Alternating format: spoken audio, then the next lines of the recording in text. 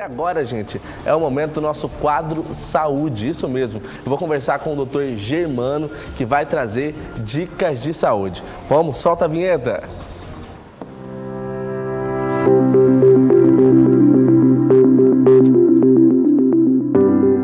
Já tá chegando, entrando no estúdio. Fala, meu amigo. Tudo bem? Que honra, viu, doutor? Obrigado, bem-vindo mais uma vez. Pra mim é sempre um prazer estar aqui. Que legal, que legal. Hoje você viu que o Anderson tá diferente. Tá diferente, tá mais baixo, tá mais cresceu o baixo cabelo. e tá com cabelo.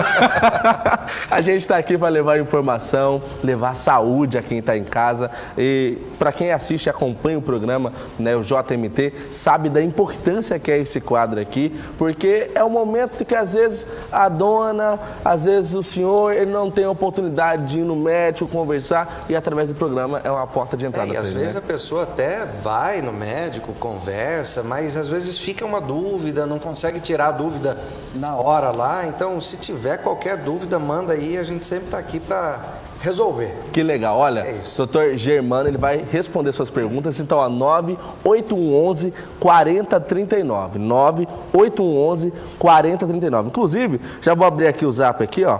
Coloca aqui pra gente. Nós vamos aqui, ó. Primeira pergunta. Boa tarde. Olá, eu sinto muita cãibra nas pernas. O que devo fazer, doutor? Muita cãibra nas pernas. A gente tem que diferenciar. Tem gente que tem muita dor nas pernas, tá? Que pode ser dor nas articulações ou dor na musculatura da perna. A cãibra é quando você tem, além da dor, você tem uma contratura muscular. Então, geralmente, você vê a cãibra, né? O músculo se contorcendo ali, tá? A cãibra nada mais é do que uma contração involuntária daquele músculo. Isso pode acontecer por uma lesão muscular que você possa ter tido, estiramento muscular que levou a essa lesão. Tem que avaliar certinho o caso para ver se é mesmo uma cãibra ou se é uma dor nas pernas ou se é uma dor no joelho, tem que avaliar, tá? Mas se for cãibra mesmo, pode ser falta de magnésio.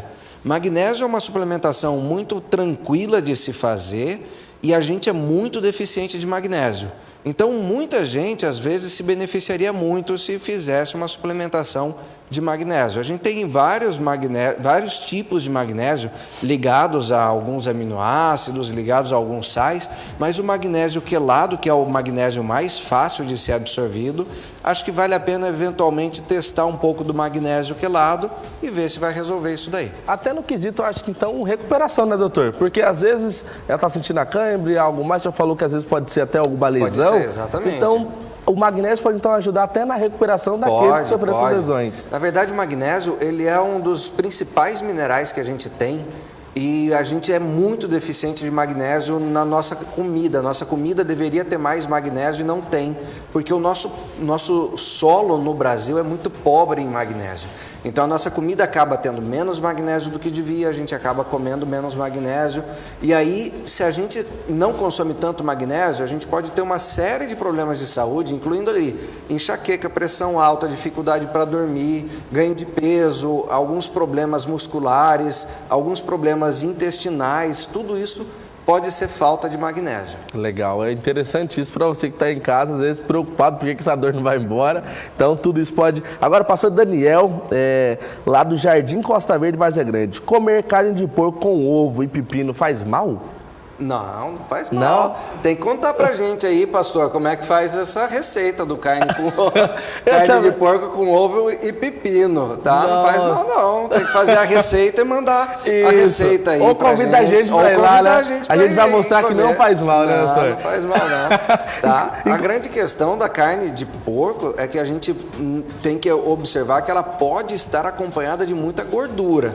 Aí a gordura, a gente tem que dar uma maneirada na quantidade da gordura, mas assim, liberado. Carne de porco, ovo, excelente, pepino, maravilha. Inclusive, uma das perguntas que estavam aqui, que a gente podia até a produção separar, é de um cidadão aqui, ó. Eu tomo leite, passo muito mal, porém quando como queijo, manteiga, eu não sinto nada, por quê? Excelente, excelente. A gente tem o seguinte, o leite, ele é feito a partir, né? Ele é feito a partir lá na vaca, ele é muito bom, excelente para os bezerros, tá? Para os seres humanos, ele traz um pouco de benefício para algumas pessoas em alguma época da sua vida.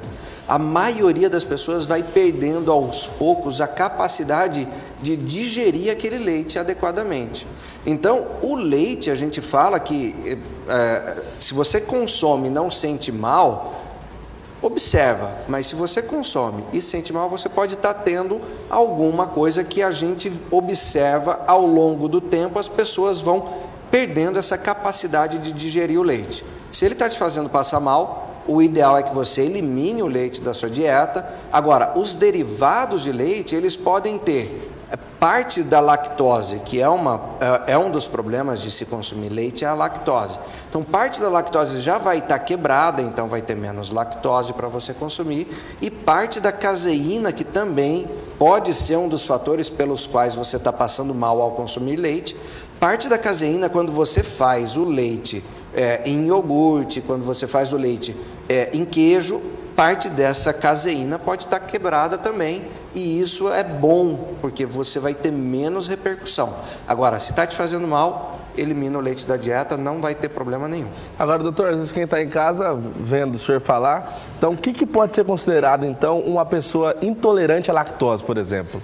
A intolerância à lactose é a intolerância a esse açúcar do leite, que é chamado de lactose. Tá? Então, esse açúcar do leite, a gente produz uma enzima que chama lactase e que ela quebra esse açúcar. Tá? A intolerância à lactose é quando a gente para de produzir essa enzima, e 90% das pessoas vai parar de produzir essa enzima ao longo da vida. Tá? Ou com 80 anos, quase 100% das pessoas com 80 anos já não produz essa enzima adequadamente. Tá? Então, a gente, sem produzir a enzima, a lactose, que é um açúcar, vai ficar no nosso organismo.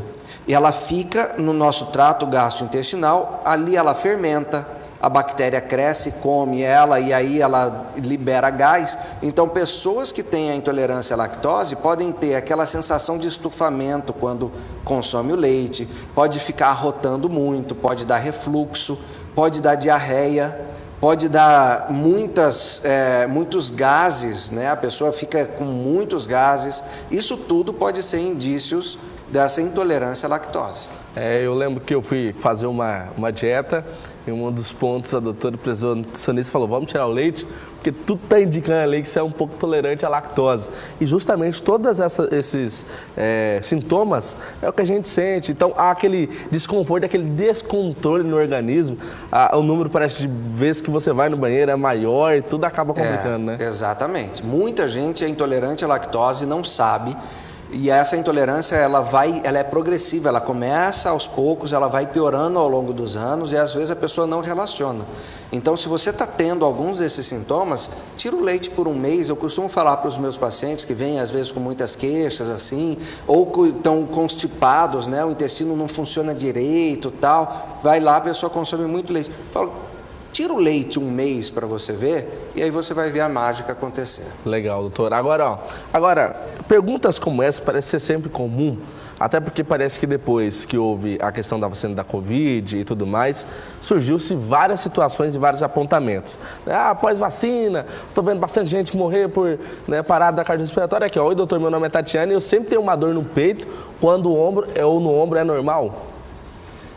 Aí não deu para entender, Tatiane, muito bem se a dor no peito e no ombro, ou quando você mexe o ombro, dói o peito, tem que avaliar, tá? Então, dor no peito é sempre um sinal de alerta. Se é uma coisa que acontece muito, frequentemente com você, menos chance de ser alguma coisa muito grave, né? Agora, a gente tem que avaliar também a intensidade da dor, como que está sendo essa dor ao longo do dia. Ela surge quando que ela passa, ela está relacionada com alguma posição, com alguma postura que você deita de um lado, deita de outro e aí dói.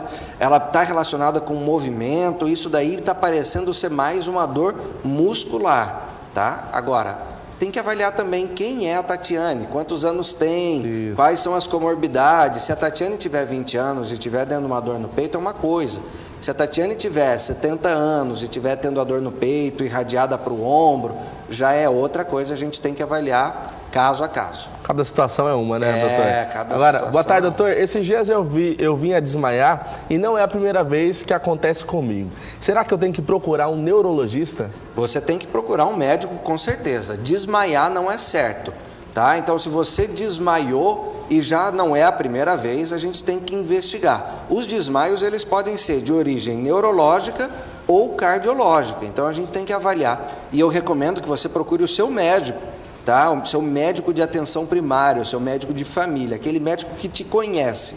Ele vai avaliar, você vai ver como é que essas queixas, como que foi esse desmaio, quando que foi, em que situação, que sintomas tinha junto, se teve também convulsão ou não, se teve alguma crise nesse sentido. Então, o seu médico vai saber avaliar se esse caso está parecendo ser neurológico ou cardiológico. E a partir daí ele vai pedir os exames necessários, tá? Então, tem que avaliar, o seu médico tem que fazer uma avaliação importante aí. Desmaiar nunca é normal, não pode aceitar. Excelente, doutor. Oi, boa tarde, eu não tomei a terceira e a quarta dose da vacina da Covid. Gostaria de saber se não posso tomar a bivalente. Silbene da Guia, eu estou perguntando porque aqui no postinho diz que não posso tomar. Obrigado pela atenção. Silbene, o governo federal liberou principalmente a vacina bivalente para as pessoas que já tomaram a terceira e a quarta dose. Então, a bivalente está vindo como uma quinta dose para as pessoas, tá? Então, quem não tomou terceira nem quarta dose, teria que tomar primeiro a terceira e a quarta dose da outra, mais antiga, e depois tomar essa bivalente. A grande questão que eu falo aqui, isso não é um discurso contra vacinas de modo algum, né? Mas a vacina bivalente, ela é uma vacina que vem para a cepa original de Wuhan, lá de 2019, e também para a cepa BA.4 e BA.5. Então, ela tem essas três proteínas, das proteínas spikes, lá da cepa de Wuhan de 2019 e da bivalente BA.4 e BA.5. A grande questão é que a gente não está tendo casos de cepa BA.4 e BA.5. A gente não está tendo há mais de 3 meses. Não tem casos no Brasil BA.4 e BA.5. Hoje, as cepas que estão circulando no Brasil são outras. Então, a bivalente, ela é uma vacina que ela já chega sem um poder de impedir você de pegar a doença, por exemplo. Tá? Então, o que eu falo é o seguinte, a indicação da vacina agora ela tem que ser pesada muito bem para quem tem muitas comorbidades, para quem tem indicação realmente de tomar essa bivalente, porque ela é uma vacina igual a outra que não está desenhada para o vírus que está circulando aí. Então, a pessoa que você ouve, não sei que o fulaninho está com Covid, ela pegou e ter tomado a vacina bivalente ou não vai impedir absolutamente nada no curso dessa doença dessa pessoa. Não impediria a pessoa de pegar, não impediria a pessoa de passar mal. Então, assim, tem que avaliar o seu caso aí. Eu acho que está tranquilo. Se você não pode tomar a vacina bivalente agora, não se desespera, você está bem sem. Não necessariamente precisa, né? Exatamente. E realmente, isso querendo ou não, acaba sendo uma dúvida para quem está em casa, para quem está nos assistindo agora, que às vezes fica nessa preocupação. E o número, parece que de pessoas gripadas, com sintomas virais, ele tem crescido. Tem. E aí agora, quando você tosse ou quando você começa aqueles espirros, você já fica preocupado, já fala, será que eu estou com Covid? Exato. Né, doutor? A gente tem atendido muitas pessoas com gripe, tá? Muitas pessoas com o nariz escorrendo, com o nariz coçando, com tosse, com febre, com dor de cabeça. Os sintomas podem ser bem pronunciados, importantes, fortes, dor de garganta, febre alta, tá? Então a gente tem visto muitas pessoas com gripe. Isso daí tem se espalhado mais agora que nesses últimos 2 meses voltaram as aulas. Então, na escola isso daí espalha muito, as crianças vão pegar, vão trazer, vão passar para casa. Então o melhor que a gente tem para fazer é cuidar da sua imunidade.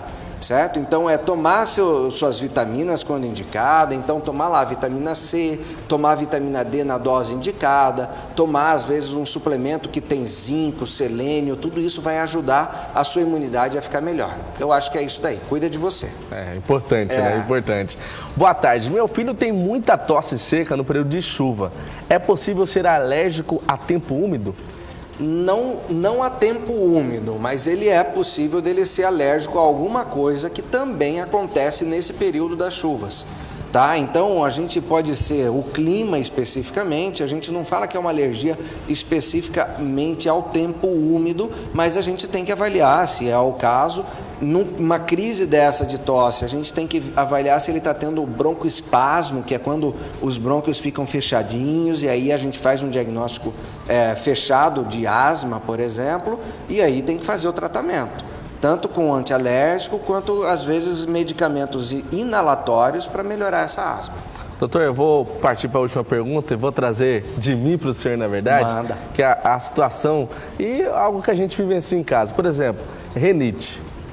Tem diversas situações, a poeira ela acaba contribuindo e tudo mais. Qual que é a forma certa de fazer a lavagem para que acabe descongestionando um pouco? Excelente, excelente pergunta. Hoje a gente tem alguns lavadores nasais que estão disponíveis comercialmente, que são uns frasquinhos que você aperta ele joga o soro fisiológico, o soro entra no nariz e sai do outro lado.